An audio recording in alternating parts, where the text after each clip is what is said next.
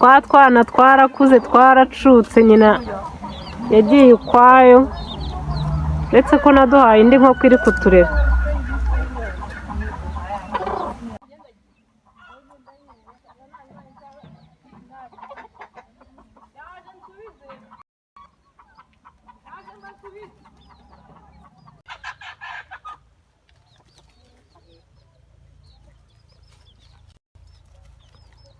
Rero utu twana twakuze ukuntu tungana.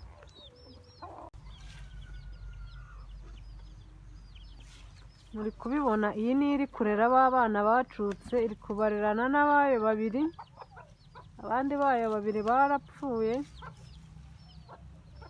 ariko nyine iyo zageze hanze ziricangura, ntizikurikira kuko zakuze.